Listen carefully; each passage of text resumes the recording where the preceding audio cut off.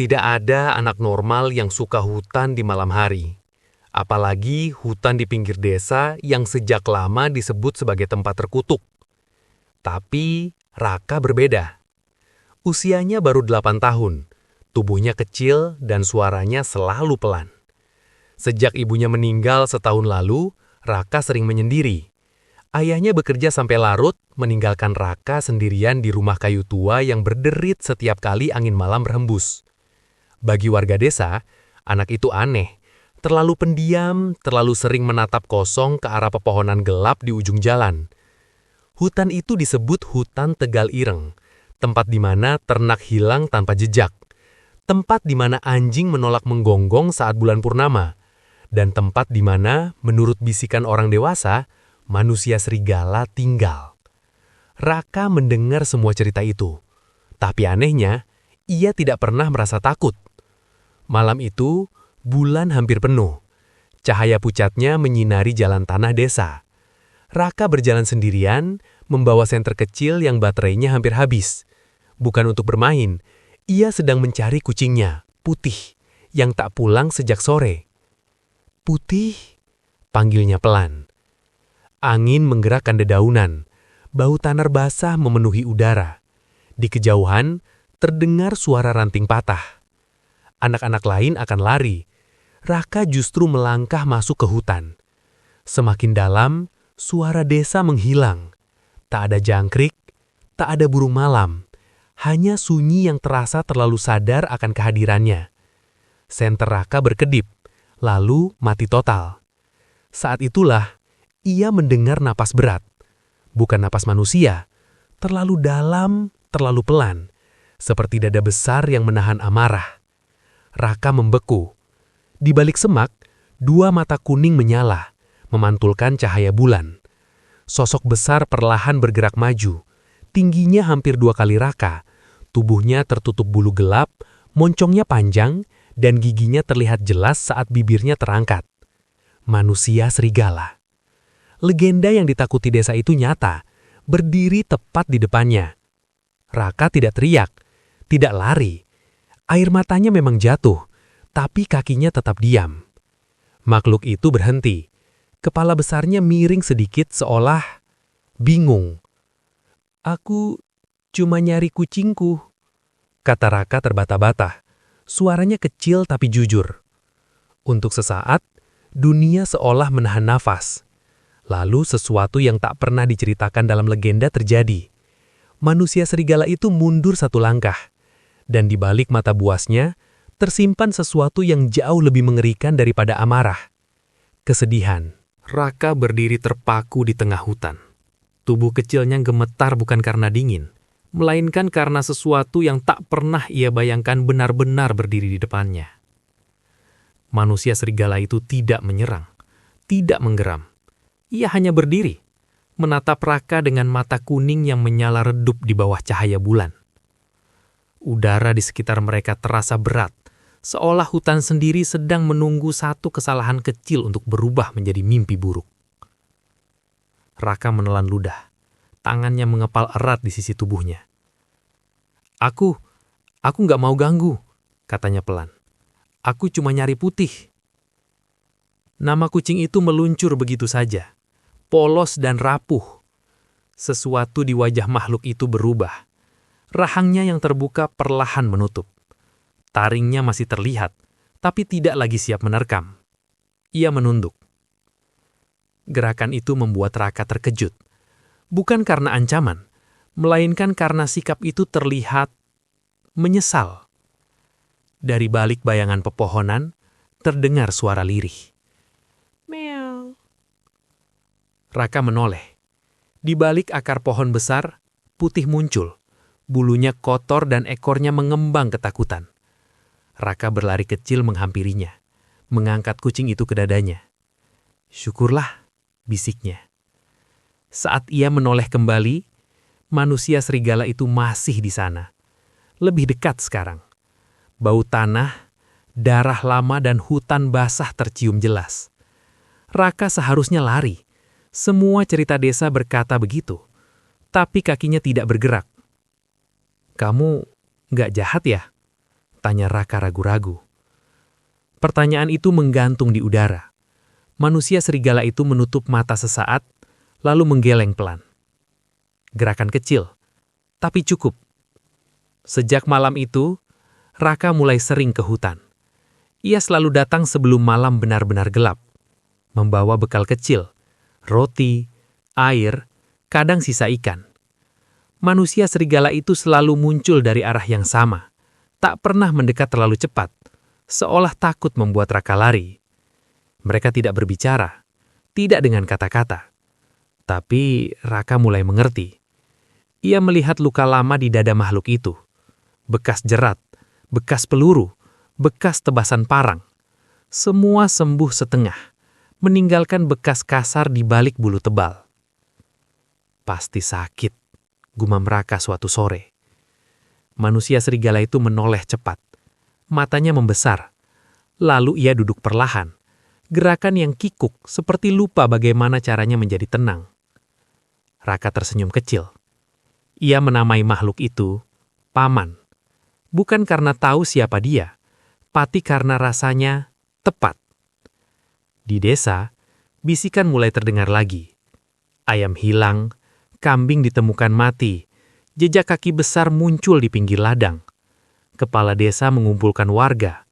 Obor mulai disiapkan. Senapan tua dikeluarkan dari gudang. Monster itu kembali, kata seseorang. Kali ini kita habisi, kata yang lain. Raka mendengar semuanya dari balik pintu rumah. Tangannya mengepal, dada kecilnya terasa sesak. Malam itu, bulan semakin bulat. Dan untuk pertama kalinya, manusia serigala itu mengeluarkan suara. Bukan geraman, bukan raungan, melainkan rintihan pelan, penuh ketakutan. Raka tahu, sesuatu yang buruk akan datang. Raka mulai mengerti satu hal yang tak pernah diajarkan orang dewasa kepadanya. Tidak semua yang menakutkan itu jahat. Ia duduk di atas batu besar di tepi hutan saat senja. Kaki kecilnya bergoyang pelan. Di sampingnya, Putih tidur meringkuk. Udara terasa dingin meski matahari belum sepenuhnya tenggelam.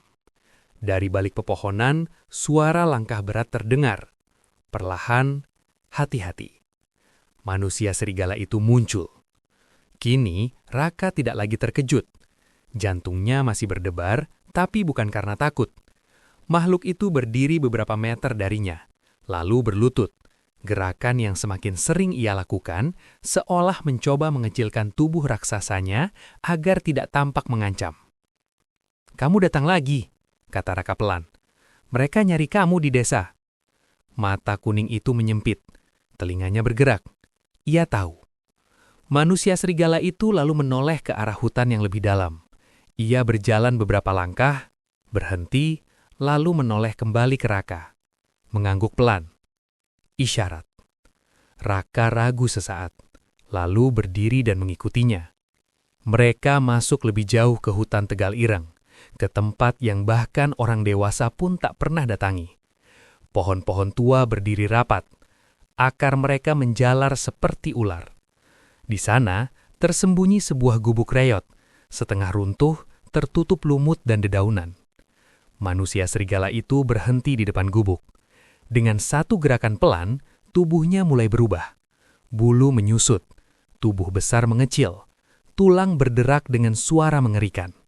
Dalam hitungan detik yang terasa sangat lama, berdirilah seorang pria dewasa.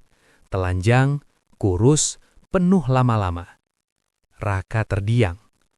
Pria itu menunduk, menutupi tubuhnya dengan kain lusuh yang terletak di tanah. Wajahnya keras, penuh bekas penderitaan. Namun, matanya masih sama. "Kamu," suara pria itu serak, seperti jarang digunakan. "Kamu tidak lari." Raka menggeleng. "Kamu bukan monster." Pria itu tertawa pendek, tawa pahit yang hampir berubah menjadi tangis. Namanya Wira. Dulu ia adalah warga desa itu, seorang pemburu, ayah, suami. Sampai suatu malam di hutan, ia digigit oleh sesuatu yang tak pernah tertangkap. Sejak itu, setiap bulan purnama, ia berubah. Warga yang dulu mengenalnya, kini memburunya. Mereka membakar rumahku, kata Wira pelan. Istriku lari membawa anakku. Aku tak pernah tahu apakah mereka hidup. Raka merasakan dadanya sakit, meski tak sepenuhnya mengerti. Ia melangkah maju dan memeluk Wira. Pelukan kecil, lemah, tapi tulus. Wira gemetar. Aku takut sama diriku sendiri. Aku mengurung diri. Aku lari, tapi mereka tetap datang. Di desa, obor dinyalakan malam itu. Senjata diisi peluru, anjing dilepas. Kalau anak kecil itu masih berkeliaran, tarik dia pulang, teriak seseorang. Tak seorang pun sadar, anak kecil itu sedang berdiri di antara manusia dan sesuatu yang mereka sebut monster. Dan bulan hampir penuh sempurna. Malam turun dengan berat, seolah langit sendiri tahu apa yang akan terjadi. Bulan menggantung nyaris sempurna. Cahayanya menyelinap di sela pepohonan hutan Tegal Ireng, membuat bayangan tampak lebih panjang dan lebih hidup. Angin membawa bau asap obor dari desa, bau yang membuat tubuh Wira menegang seketika. Mereka datang, katanya pelan, suara manusia yang di ujung ketakutan. Raka berdiri di depan gubuk reyot itu, memeluk Putih erat-erat. Tangannya dingin, tapi matanya mantap. Ia mendengar teriakan orang-orang desa, langkah kaki ramai, dan suara anjing yang menggonggong liar. Kamu harus sembunyi, kata Raka. Aku bisa bantu. Wira menatap anak kecil itu, hatinya remuk. Tidak, ini bukan urusanmu. Tapi kamu baik, jawab Raka sederhana. Orang baik nggak boleh dibunuh. Kata-kata itu menghantam lebih keras daripada peluru manapun. Dari kejauhan, cahaya obor menembus hutan. Bayangan manusia menari di batang pohon. Anjing-anjing dilepas, hidung mereka mengendus tanah basah, menemukan jejak yang tak mungkin mereka lewatkan. Wira merasakan perubahan mulai merayap di tulangnya. Dadanya panas, napasnya berat, bulan semakin tinggi. Pergi, desisnya, sekarang. Raka menggeleng keras, ia berdiri tepat di depan Wira, tubuh kecilnya seperti tembok rapuh. Aku nggak takut. Saat itulah suara seseorang memecah hutan. Itu dia! Sorot lampu senter menghantam wajah mereka. Wajah Wira membeku. Dalam hitungan detik, bulu mulai tumbuh di lengannya. Rahangnya mengeras. Transformasi tak bisa dihentikan lagi. Raka menoleh ke arah suara, lalu kembali ke Wira. Jangan sakiti mereka, bisiknya. Raungan pertama pecah, keras, dalam, mengguncang hutan. Manusia serigala itu bangkit. Tubuhnya membesar, bayangan raksasa menelan cahaya obor. Anjing-anjing menjerit ketakutan. Beberapa warga mundur, tapi yang lain mengangkat senapan. Tembak! Peluru melesat, menghantam bahu makhluk itu. Darah muncrat, hitam di bawah cahaya bulan. Manusia serigala mengaung, bukan marah, melainkan sakit. Raka berteriak, berdiri di depan makhluk itu. Berhenti, dia bukan monster! Teriakan anak kecil itu membuat beberapa tangan gemetar. Kepala desa ragu sesaat. Terlambat. Sebuah peluru lain melesat, mengenai dada manusia serigala. Makhluk itu terhuyung, lalu jatuh berlutut. Raka menangis histeris, memeluk tubuh berbulu yang kini gemetar hebat. Di sela bulu dan darah, makhluk itu menunduk, menyentuhkan dahinya ke kepala Raka. Gerakan lembut yang tak pernah dilihat siapapun dari legenda. Dan di mata sebagian warga, keraguan mulai tumbuh. Bulan mencapai puncaknya, dan hutan bersiap menuntut harga dari kebencian manusia. Hutan Tegal Ireng berubah menjadi lautan cahaya dan bayangan. Obor-obor bergetar di tangan warga yang kini tak lagi yakin apakah mereka pemburu atau algojo. Darah menetes ke tanah, bercampur lumpur dan daun basah. Manusia serigala itu berlutut, napasnya terengah, dada berbulu naik turun tak beraturan. Peluru bersarang di tubuhnya, namun ia belum roboh sepenuhnya. Raka memeluknya erat, tangisnya pecah, suaranya serak oleh ketakutan. Tolong, berhenti, pintanya, bukan hanya pada warga, tapi pada malam itu sendiri. Warga saling pandang. Kepala desa melangkah maju, senapannya gemetar. Menjauh nak, itu berbahaya. Dia namanya Wira. Raka membalas lirih tapi jelas, "Dia manusia." Nama itu menyambar ingatan sebagian orang. Bisik-bisik menyebar tentang pemburu yang menghilang bertahun-tahun lalu, tentang rumah yang terbakar, tentang keluarga yang tercerai. Keraguan tumbuh, namun kebencian yang lama dipupuk tak mudah padam. Anjing-anjing kembali menggonggong, bulan memutih, sempurna. Dan pada detik itu, perubahan di tubuh Wira menjadi tak terkendali. Ototnya menegang, cakar menghunjam tanah. Rasa sakit dan naluri bertabrakan, menciptakan satu dorongan purba, bertahan. "Pergi, Raka," geram Wira, suaranya pecah antara manusia dan binatang. "Aku tak bisa menahan." Jeritan terdengar ketika ia bangkit setengah langkah. Warga panik, senjata terangkat lagi. Raka berdiri, tubuh kecilnya menutup jarak di antara moncong bertaring dan laras senapan. "Kalau mau tembak," katanya sambil terseduh, "tembak aku dulu." Waktu seakan berhenti. Tak ada yang bergerak, bahkan angin pun menahan napas. Mata Wira membesar, ketakutan yang paling murni. Ia merunduk, memaksa tubuhnya menahan dorongan terakhir. Dengan sisa kesadaran, ia memutar badan, menjauh dari Raka, menjauh dari warga. Peluru terakhir dilepaskan. Dentumannya memecah hutan. Tubuh Wira tersentak, lalu ambruk. Cahaya bulan menyinari darah yang mengalir, hangat dan gelap. Raungan itu tak pernah keluar. Yang tersisa hanya hembusan napas panjang, seperti seseorang yang akhirnya berhenti berlari. Raka jatuh berlutut. Dunia mengecil, menjadi dingin dan hening. Ia mengguncang tubuh itu, memanggil nama yang baru ia kenal, berharap keajaiban yang tak pernah datang. Di bawah cahaya bulan, perubahan terjadi sekali lagi. Bulu menyusut, taring menghilang. Yang tersisa adalah tubuh seorang pria, manusia, dengan wajah damai yang tak pernah ia miliki selama bertahun-tahun. Beberapa warga menunduk, obor padam satu persatu. Malam itu hutan tidak membalas dengan amarah. Ia membalas dengan diam, diam yang menghukum. Pagi datang tanpa kelegaan. Kabut tipis menggantung di hutan Tegal Ireng, menutupi jejak kaki, darah, dan dosa yang tertinggal semalam.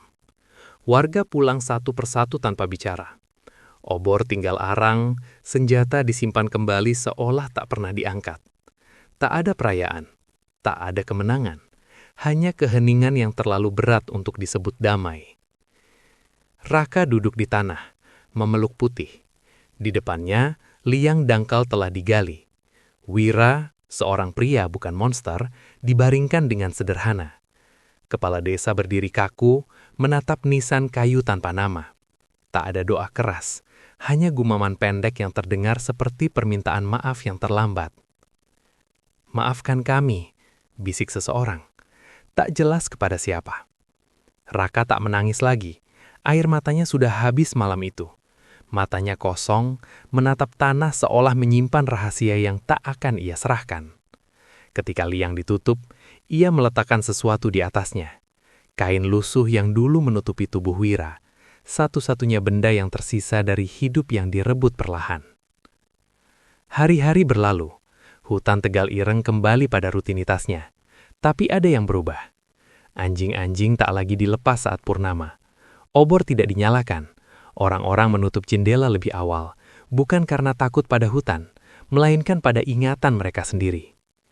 Raka kembali ke sekolah. Ia tetap pendiam, tapi tatapannya kini lebih dalam. Ia tak lagi takut gelap. Ia tahu apa yang ada di dalamnya, dan tahu bahwa kegelapan tak selalu jahat. Kadang ia hanya terluka. Pada suatu sore, Raka menemukan bekas jerat tua di tepi hutan. Ia membukanya, satu persatu. Tangannya kecil, tapi gerakannya pasti. Seorang pemburu melihat dari jauh, lalu menurunkan parang tanpa diminta. Tak ada kata yang diucapkan. Mereka mengerti. Bulan purnama berikutnya datang. Desa menahan nafas. Tak ada raungan, tak ada teror. Namun Raka terbangun dari tidur dengan dada berdebar. Di ambang jendela, cahaya bulan menyentuh kulitnya. Ia mengangkat tangan, dan untuk sesaat, ia merasakan denyut hangat di nadinya. Bukan perubahan, bukan kutukan, hanya kenangan yang hidup, berputar, dan menetap. Di mimpi itu, Wira berdiri di tepi hutan, tersenyum kecil, tidak sedih, tidak marah. "Terima kasih," katanya, sebelum berbalik dan menghilang di antara pepohonan. Raka bangun dengan nafas tenang. Tahun-tahun berlalu, hutan Tegal Irang tak lagi disebut terkutuk. Ia disebut sunyi. Anak-anak dilarang masuk, tapi Raka, kini remaja, sesekali berjalan sampai batasnya, menatap ke dalam, memastikan satu hal, bahwa tak ada lagi yang diburu hanya karena berbeda. Di bawah cahaya bulan, Raka berdiri tegak. Ia bukan penjaga, bukan pemburu. Ia hanyalah anak yang pernah melihat kebenaran dan memilih untuk tidak melupakannya. Karena legenda tak selalu tentang monster yang mengaum. Kadang, legenda adalah anak kecil yang berani berkata, "Berhenti."